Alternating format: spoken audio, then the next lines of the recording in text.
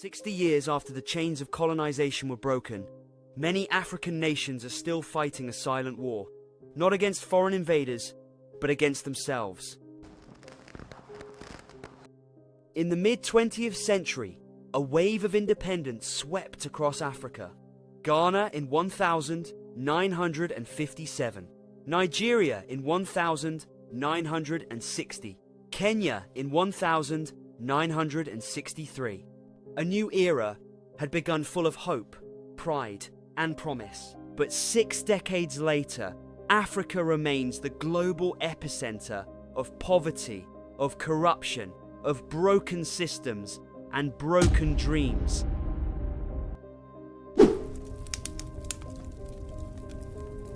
Let's be clear, colonization was brutal. It robbed Africa of its autonomy, stripped its resources, and divided people with artificial borders. The legacy of exploitation is undeniable, but at what point do we stop pointing fingers and start pointing mirrors? Most African nations have had more than 60 years to rewrite story, to build, to lead, to rise. And while some progress has been made, it's not enough. Let's compare. South Korea gained independence in 1945, Singapore in 1965, Malaysia in 1957. They were all once poor, colonized, and struggling. But today, they're global powerhouses. They turned their scars into strength, their past into progress. So, what went wrong in Africa? Some people say it is because of Western influence, some say it is because of pre-colonial eras and slave trade. Others say the West is scared of Africa unity, that once Africa unite, Africa will become a world power, one currency, one flag, one people. But the truth is, in pre-colonial times, African kings were the ones in collision with the whites to sell their own people to foreigners. Meanwhile, folks who say unity is the answer, well, Nigeria is a living example of why unity isn't the answer. That even leaves the bigger question. Do Africans love themselves? Were African rulers always the problem? The truth is painful, but Africa's biggest enemy problem wasn't only Europe. It was always Africans themselves. It's bad leadership, greed, ethnic divisions, tribalism, and citizens who tolerate corruption. Billions of dollars are stolen each year by African leaders. Funds meant for schools, hospitals, and roads vanish.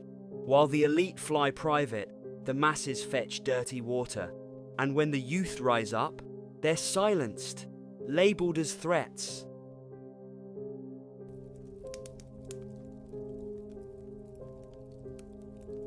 Africa has a culture of blaming everyone else. Colonization, the West, IMF, France, but never ourselves. But here is the truth. Victimhood is not a strategy. Blame doesn't build bridges, school, or economies.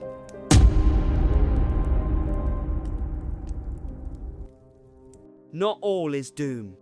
There are some few African countries that has managed to build a stable economy with low corruption. Countries like Botswana and Rwanda and even Ghana, which is progressing in tech and innovation. They are proving that African problems can have African solutions. The future of Africa doesn't depend on apologies from the West. It depends on accountability at home.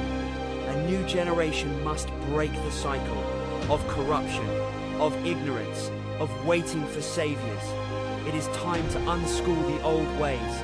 If you believe Africa deserves better, share this video.